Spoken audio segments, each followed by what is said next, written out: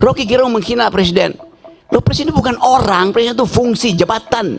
Presiden ada martabat, presiden tidak punya martabat. Presiden itu disebut bermartabat ketika dia menjalankan fungsi sebagai raja. Rocky Gerung nggak berguna buat bangsa.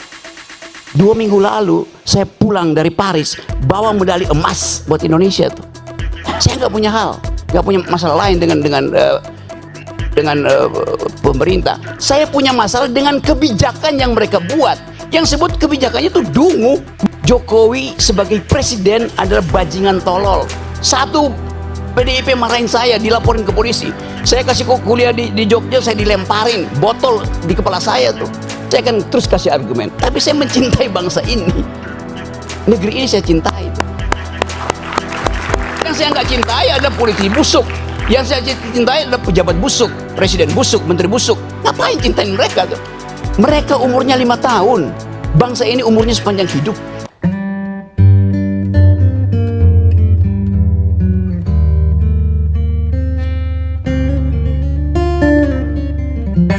Setelah caci maki yang dilakukan oleh Sylvester Matituna terhadap dirinya, Rocky Gerung pun memberikan pernyataan yang tajam dan menohok pada closing statementnya yang penuh makna untuk pendukung kekuasaan ini yang hanya terdiam membisu tanpa bisa berkata-kata ketika mendengarkan pernyataan dari Rocky Gerung.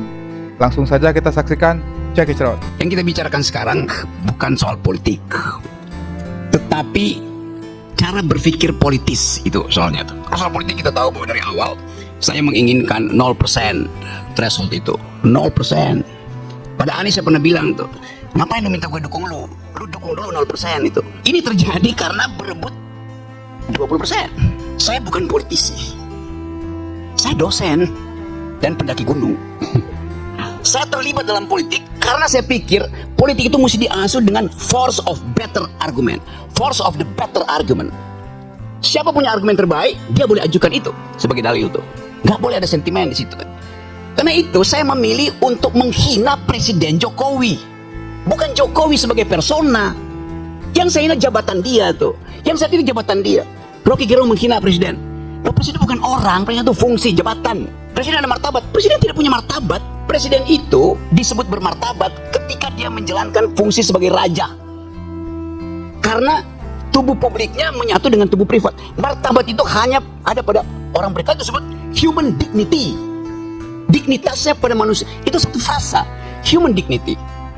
Saya menghargai manusianya, bukan jabatannya. Itu yang mesti jelas di kita tuh. Karena itu saya heran, kenapa kalau saya memaki-maki presiden, saya diomelin? Kenapa orang yang memuji-muji presiden tidak diomelin? Kan dua-duanya deskripsi. Memuji dan memaki itu dua-duanya kualitas yang sama derajatnya. Pujian jadi pujian karena ada yang memaki, makian jadi makian karena ada yang memuji itu. Bifurkasi itu yang mau saya terangkan sebagai dosen ya. Poin itu tuh. Jadi kalau saya kasih kritik betul-betul metodologis. Apakah saya benci pada Presiden Jokowi? Enggak. Kaisang menikah, saya diundang oleh keluarga Jokowi. Gimana? Anies telepon dari Jogja. Rok, lu di mana, Rok? Kenapa? Gue ini udah 3 jam nggak bisa ketemuin Jokowi itu. Karena mesti ngantri. Gue bilang gue diundang malam hari ya. Bisa langsung masuk tuh. Gak ada problem. Dia pernah datang ke rumah saya, Om Rocky saya mau belajar, duduk di situ lu gua kalau mau belajar tuh. Kasih saya kritik Om Rocky. Dengar, saya kritik. Siapa yang saya kritik? Bobi Nasution saya kritik. Sebagai apa Om? Sebagai gubernur. Anda belum saya kritik karena belum jadi wali kota. Belum jadi wakil presiden. Pada waktu itu dia adalah wali kota. Saya kritik yuk. Dia ngaku bahwa setiap Sabtu berbagai macam menteri datang ke dia kasih duit supaya soal-soal. Yuk, koruptor tuh. Saya kasih kritik. Dia nggak marah, karena saya terangkan saya kritik kamu karena saya tanya, you datang sebagai apa? Sebagai wali kota? Ya mendua Om, saya juga datang karena saya bosan ikut kuliah-kuliah di sekolah PDIP. Dia bilang begitu. Jadi saya mau terangkan itu dalam posisi saya sebagai kritikus. Saya mau jadi kritikus.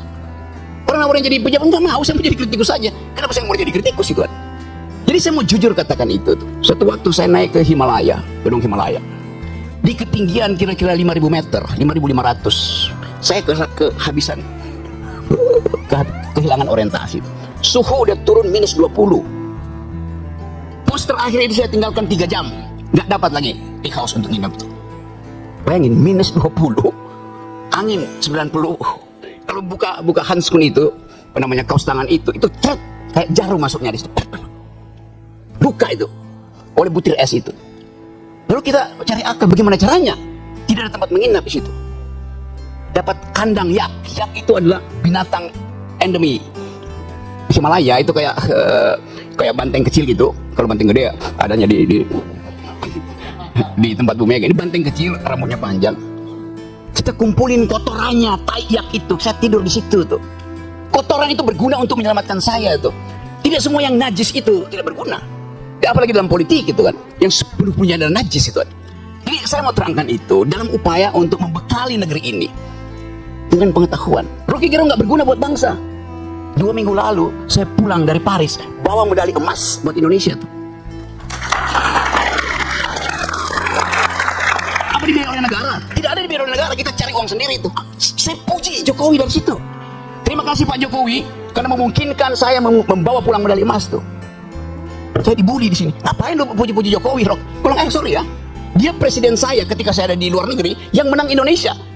Saya ikut upacara bendera. Kenapa saya nggak mau bilang terima kasih pada Jokowi? Kan itu yang kita sebut value. Pernyataan Rocky Gerung ini sungguh luar biasa, mampu menggetarkan jiwa bagi orang yang mendengarnya. Dia mengatakan bahwa dia mencintai negeri ini. Yang tidak dia cintai adalah politisi busuk, pejabat busuk, menteri busuk, dan presiden busuk. Lebih lanjut, Rocky mengatakan dia tidak punya masalah dengan pemerintah. Yang dia kritik ialah kebijakan yang dungu. Setelah mendengar pernyataan ini, kita bisa tahu siapa Rocky Gerung sesungguhnya. Salah satu kaum intelektual kita dengan integritas yang tinggi, yang hanya ingin memberikan pendidikan demokrasi untuk bangsa ini. Kejujuran dalam berpolitik.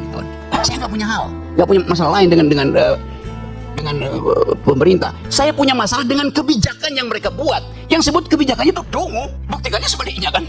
Bahkan saya bilang pada waktu itu, Jokowi sebagai presiden adalah bajingan tolol. Satu PDIP marahin saya, dilaporin ke polisi. Saya kasih kuliah di Jogja, saya dilemparin botol di kepala saya tuh. Saya bilang, kenapa kalian marah? Saya cuma terangkan itu supaya kalian tahu bahwa yang saya kritik kebijakannya presiden, bukan Jokowinya ansih. As a person, enggak. Zaman SBY saya paling keras kritik beliau tuh. Sekarang tiap minggu saya diskusi tentang politik global dengan SBY, nggak ada soal. Jadi saya mau pisahkan antara mental seorang yang mampu untuk memisahkan pengetahuan dia tentang kebijakan dan penghormatan dia pada persona. Itu dasarnya tuh. Jadi sekali lagi, saya tetap akan kasih kritik. Apapun itu hak saya. Dan tidak mungkin saya dipidana kalau saya caci maki Jokowi atau saya muji Jokowi. Pasal itu nggak ada lagi. Tidak ada pasal penghinaan presiden. Udah hilang. Siapa yang hilangin? Saya berjuang dari zaman 98 di LBH untuk hilangkan pasal itu. Kita di LBH, Buyung Nasution. Saya penasihat ahli Buyung Nasution dalam soal-soal untuk membereskan demokrasi kita. Jadi dari 98 saya tahu akal pikiran tentang perubahan konstitusi itu. Anda caci maki aja, nggak akan Anda dipidana tuh. Karena rakyat Indonesia melalui ketetapan MPR mengerti bahwa presiden itu bukan orang, dia fungsi, dia jabatan publik. Tidak boleh dilekatkan pada dia prinsip-prinsip pada hukum pidana, nggak bisa. Yang tidak boleh kita caci maki adalah manusia di dalam keadaan pertemanan atau Anda kenal. Orang yang nggak kenal Anda caci maki, dia nggak bakal tersinggung. Demikian juga dalam perdebatan. Debat itu adalah kemampuan untuk mengolah argumentasi itu. Itu aja. Sebagai dosen, saya mengajar dari S1 sampai S3. Ayo bayangin coba. Dengan metodologi yang sama itu, cara berpikir. Jadi bagi saya nggak ada soal itu. Saya akan terus kasih kritik. Saya akan terus kasih argumen. Tapi saya mencintai bangsa ini. Negeri ini saya cintai. Yang saya nggak cintai ada politisi busuk. Yang saya cintai adalah pejabat busuk, presiden busuk, menteri busuk. Ngapain cintain mereka tuh? Mereka umurnya 5 tahun. Bangsa ini umurnya sepanjang hidup. Itu poinnya. Jadi politik bukan the art of the possible. Kemungkinan bukan. Politik adalah the art of attacking the impossible. Yang impossible itu yang kita lenyapkan. Dan balik pada tema hari ini, kita bicarakan sesuatu yang sebenarnya barang bekas semua nih. Yang kita tahu ini terjadi karena perebutan threshold. Mulailah dengan mengucapkan thresholdnya dibikin 0. Itu harusnya tuh. Supaya ada kesetaraan orang berargumen tuh. Supaya dia argumennya bagus, bukan karena masa pendukungnya bagus. Karena itu, saya terus mengatakan bahwa untuk menjadi calon presiden, calon wakil presiden, calon gubernur, calon bupati, calon apa aja, pakai prinsip pertama bukan elektabilitas, tapi etikabilitas. Ini calon pejabat ini pernah berbohong nggak? Pernah nyolong nggak? Kalau dia lolos etikabilitas, saya uji yang kedua, intelektualitas. Karena dia mesti berdebat dengan pemimpin dunia. Itu pentingnya latihan perdebatan. Dasar perdebatan adalah konstruksi berpikir. Dasar perdebatan adalah kemampuan untuk mengolah pikiran, bukan sekedar untuk retorika, tapi dengan logika. Jadi kalau seseorang pemimpin, pilkada misalnya, dia lolos etikabilitas, oke, bagus, moralnya bagus, tunggu dulu, belum selesai. Apakah dia mampu untuk mengunyah konsep ilmu pengetahuan, sejarah, etc. Jadi loloskan dia secara etikabilitas, loloskan dia secara intelektualitas, baru dia kita izinkan diuji elektabilitasnya. Begitu logikanya tuh. Bukan elektabilitasnya diuji duluan.